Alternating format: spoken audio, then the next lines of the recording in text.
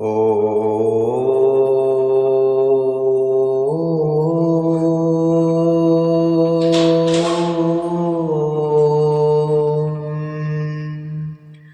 श्री शांब शिवाय नमः।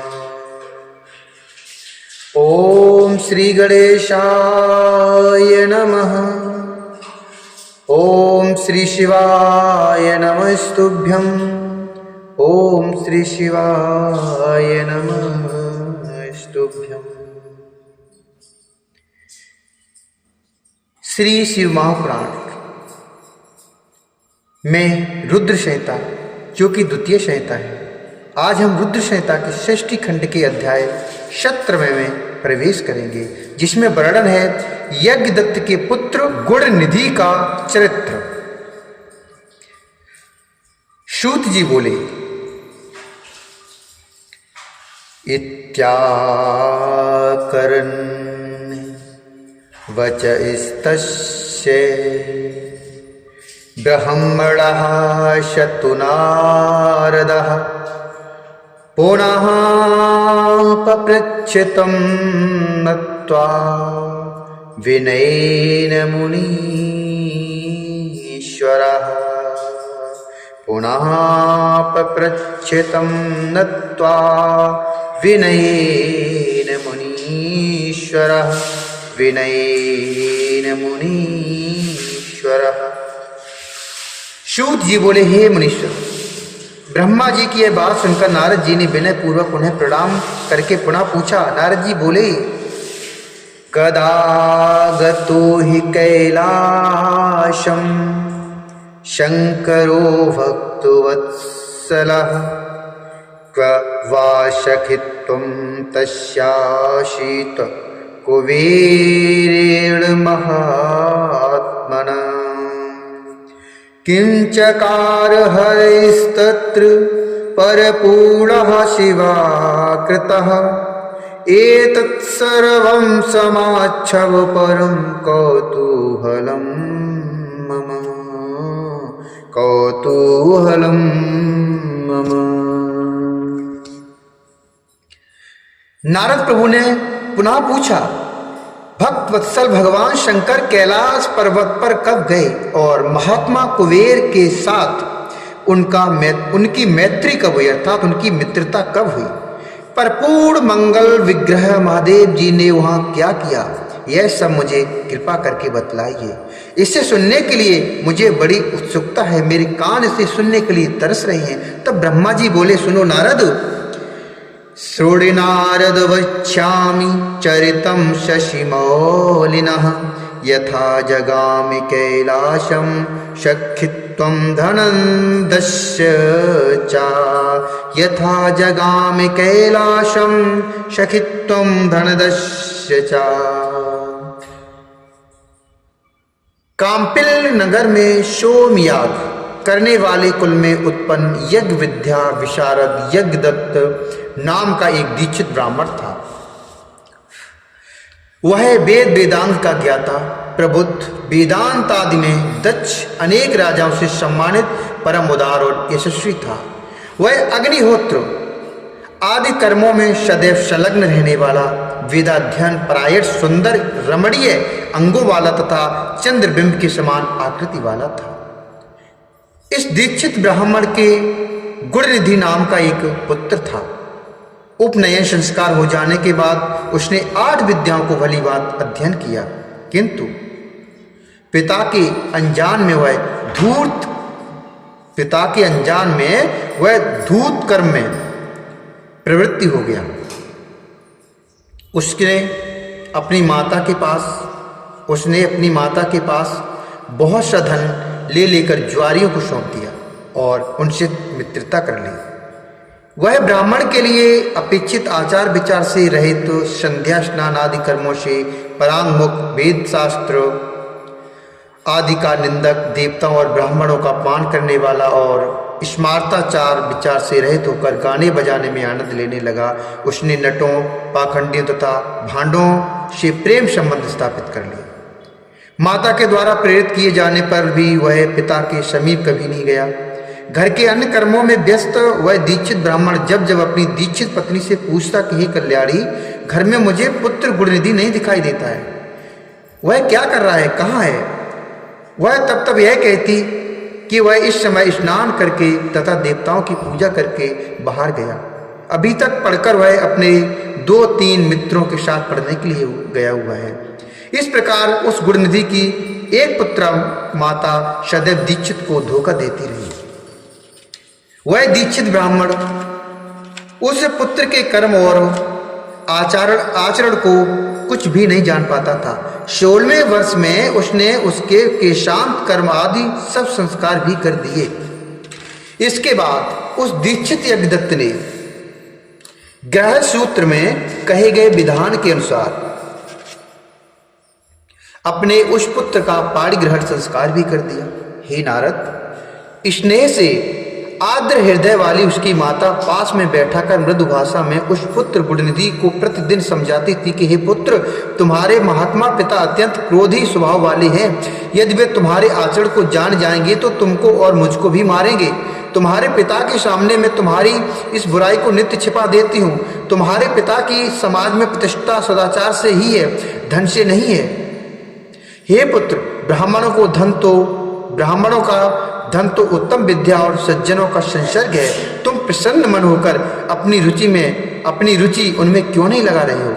तुम्हारे पितामह आदि पूर्वज सुयोग श्रोत्रिय वेद विद्या में पारंगत विद्वान दीक्षित सोमयाज्ञिक ब्राह्मण हैं। ऐसी लोक प्रसिद्धि को प्राप्त किए थे। अतः तुम दुष्टों की संगति छोड़कर साधुओं की संगति में तत्पर हो जाओ, उसमें शामिल हो जाओ, शब्द विद्याओं में मन को लगाओ और ब्राह्मणोचित सदाचार का पालन करो। तुम रूप से पिता के अनुरूप ही हो, यश कुल और शील से भी उनके अनुरूप बनो। इन कर्मों से तुम लज्जित क्यों नहीं होते पुत्र? अपने बुरे आचरणों को छोड़ दो। तुम 19 वर्ष के हो चुके हो और यह तुम्हारी पत्नी 16 वर्ष की है। इस सदाचारी का वर्ण करो, अर्थात इससे मधुर संबंध स्थापित करो और पिता की भक्ति में तत्पर हो जाओ। तुम्हारे ससुर भी अपने गुण और शील के कारण सर्वत्र पूजे जाते हैं।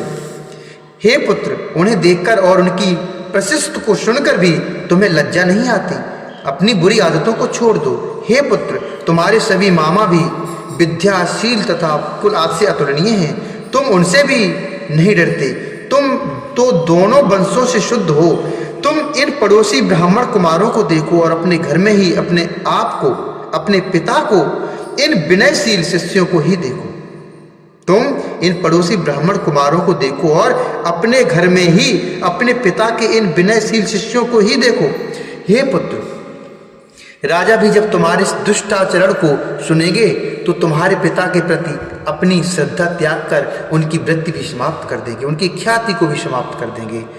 अभी तो लोग यह कह रहे हैं कि यह लड़कपन की दुष्चेष्टा है। इसके बाद वे प्राप्त हुई प्रतिष्ठित दीक्षित की उपाधि भी छीन लेंगे। सभी लोग तुम्हारे पिता को और मुझको भी दुष्ट वचनों से धिक्कारेंगे और कहेंगे कि इसकी माता दुष्चरित्रा है, क्योंकि माता के चरित्र को ही पुत्र धारण करता है। तुम्हारे पिता पापी नहीं है। वे तो श्रुति स्मृतियों के पथ पर अनुगमन करने वाले हैं। उन्हीं के चरणों में मेरा मन लगा रहता है, जिसके साक्षी भगवान सदाशिव हैं।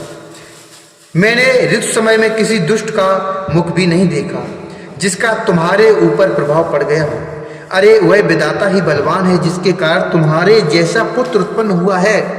माता के द्वारा इस प्रकार हर समय समझाए जाने पर भी उस अत्यंत दुष्ट बुद्धि वाले ने अपने उस दुष्कर्म का परित्याग नहीं किया, क्योंकि व्यसन प्राप्त प्राणी दुर्बोध होता है। मृग्या अर्थात शिकार, मद, पैशून्य अर्थात चुगली, असत्य भाषण, चोरी, धूर्त और वैश्यागमन आदि इन व्यसनों से कौन खंडित नहीं हो जाता है। वह दुष्ट जो संदूक, वस्त्र आदि वस्तुओं को घर में देखता, उन वस्तुओं को ले जाकर जुआरियों को सौंप देता था। एक बार घर में पिता के हाथ की एक रत्न जटित अंगूठी रखी थी, उससे चुरा करके उसने किसी जुआरी के हाथ में दे दिया। संयोग से दीक्षित ने किसी जुआरी के हाथ में उस अंगूठी को देख लिया और उससे पूछा कि तुम्हें यह अंगूठी कहाँ से प्राप्त हुई? तुम्हें किसने दी इस अंगूठी को? उस दीक्षित के द्वारा बार बार कठोरता से पूछे जाने पर उस ज्वारी ने कहा, हे ब्राह्मण, आप जोर जोर से मुझ पर क्यों आक्षेप कर रहे हैं? क्या मैंने इसे चोरी से प्राप्त किया है? आपके पुत्र ने ही मुद्रा लेकर इसको मुझे दिया है।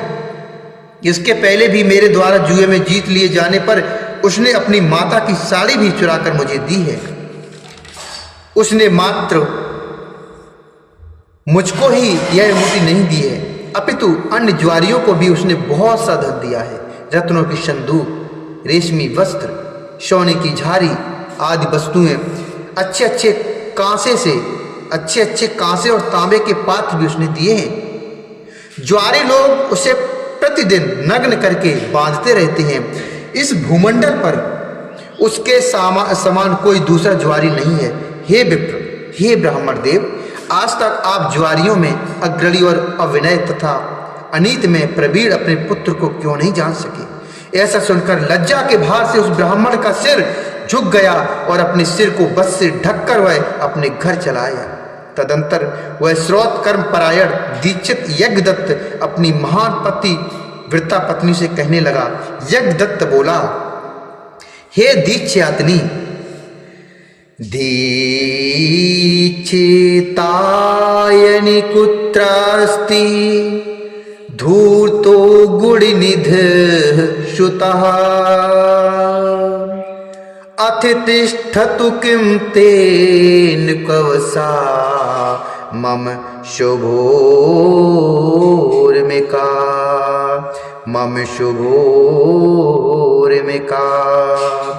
अंगोद्वर्तन कालेया त्वया मे अंगुलितो हृता शात्वं रत्नमयीं शीघ्रं तामान्य प्रियच्छ मे।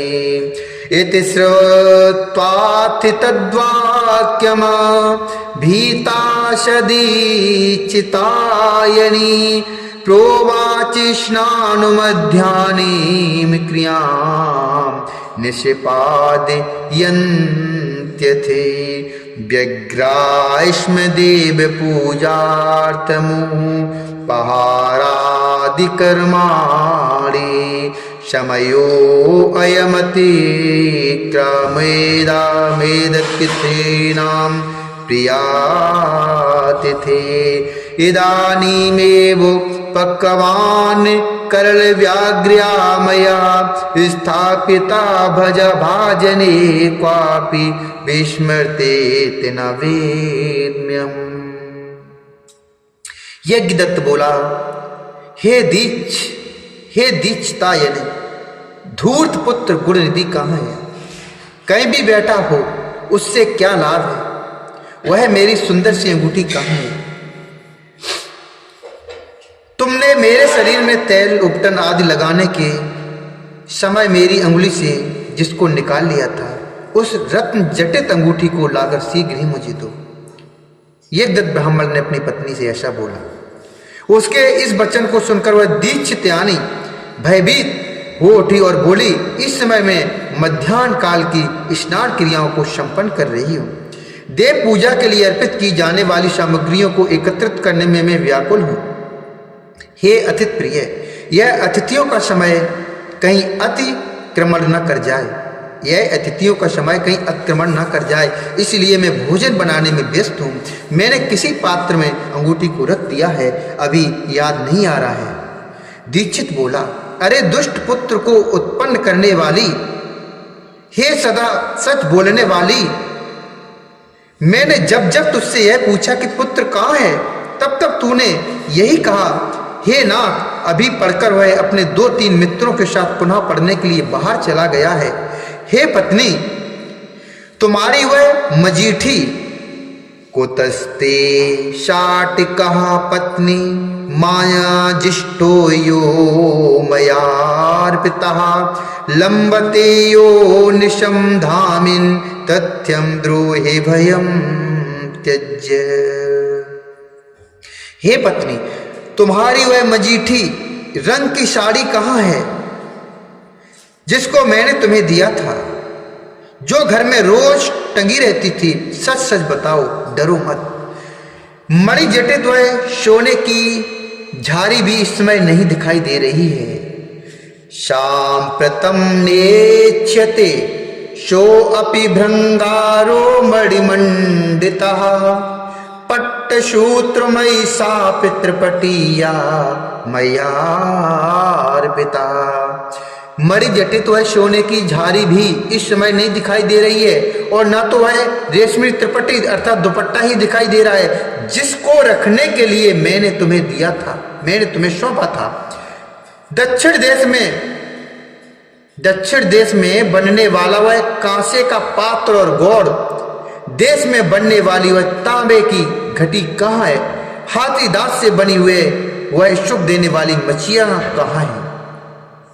पर्वतीय क्षेत्रों में पाई जाने वाली चंद्रकांत मणि के समान अद्भुत हाथों में दीपक लिए हुए श्रृंगार युक्ति शाल भंजिका कहाँ है? अधिक कहने से लाभ ही क्या? हे कुलजे, मैं तुझ पर व्यर्थ ही क्रोध कर रहा हूं। अब तो मेरा भोजन तभी होगा जब मैं दूसरा विवाह कर लूंगा। कुल को दूषित करने वाले उस दुष्ट के रहते हुए भी अब मैं निसंतान हूं। उठो और जल लाओ, मैं उसे तिलांजलि देता हूं। कुल को कलंकित करने वाले कुपुत्र की अपेक्षा मनुष्य को पुत्रहीन होना श्रेष्ठकर है। कुल की भलाई के लिए एक का परित्याग कर देना चाहिए, यह सनातन नियम है। अपुत्रत्वं वरम नृणाम कुपुत्रात् कुलपाशनाति त्यजेदेकं कुलस्यार्थे नीतिरेषा सनातनी। कुल को कलंकित करने वाले कुपुत्र की अपेक्षा मनुष्य को पुत्रहीन होना श्रेष्ठकर है। कुल की भलाई के लिए एक का परित्याग कर देना चाहिए, यह सनातन नियम है। तदंतर उस दीक्षित ब्राह्मण ने स्नान करके अपनी नित्य क्रिया संपन्न करके उसी दिन किसी श्रोत्रिय ब्राह्मण की कन्या को प्राप्त करके उसके साथ विवाह कर लिया। इस श्री महापुराणे द्वितीयायाम रुद्र संहितायाम प्रथम खंडे षष्ठ उपाख्याने गुणनिधि चरित्र वर्णनम नाम सप्तदशोऽध्याय। इस प्रकार श्री शिव महापुराण के अंतर्गत द्वितीय रुद्र संहिता के प्रथम खंड में षष्ठ उपाख्यान में गुणनिधि चरित्र वर्णन नामक 17वां अध्याय पूर्ण हुआ। बोले शंकर भगवान की जय, बोले गणेश भगवान की जय, भगवती मैया की